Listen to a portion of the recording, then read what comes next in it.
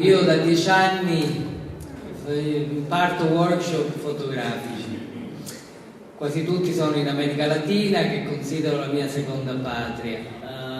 Per me, dopo aver creato la mia famiglia, credo che i workshop fotografici siano la famiglia più importante, è una seconda famiglia un po' più allargata. Grazie ai workshop fotografici è cambiata la mia vita. Prima di tutto ho smesso la schiavitù durata più di 20 anni con tutte le riviste fotografiche, ovviamente non fotografiche, che mi davano da vivere, e poi ho creato questa sinergia straordinaria con i miei studenti che mi ha permesso di pubblicare questi primi 2 libri in maniera totalmente indipendente. Questi libri sono difficili da trovare, non facciamo parte dei canali di distribuzione, quindi spero che alcune, come mi piace chiamarle, anime gentili presenti stasera, se ispirati dalle fotografie, ci possano aiutare con questi libri che abbiamo portato fino a Venezia.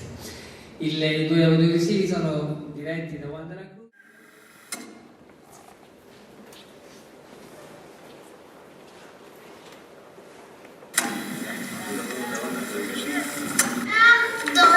¿Y por qué doméstico?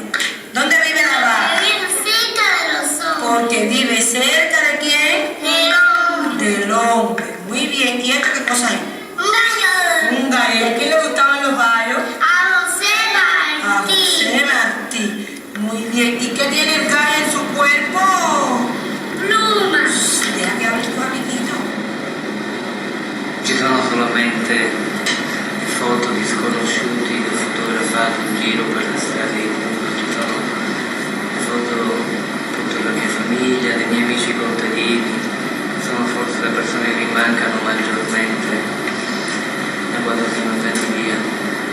Tutto questo ovviamente lo tengo, ce l'ho dentro di me, ogni volta che vedo le foto ci penso.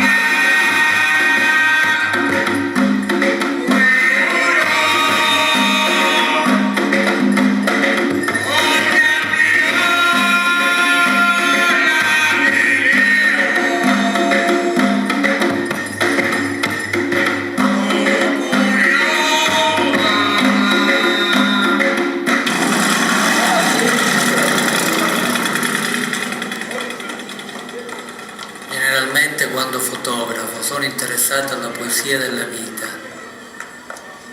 la poesia che troviamo in ogni semplice momento quotidiano. Non sono mai stato interessato in guerre, in grandi tragedie. Sono interessato a ritrarre quasi sempre la vita e la gente che non farà mai notizia. La foto che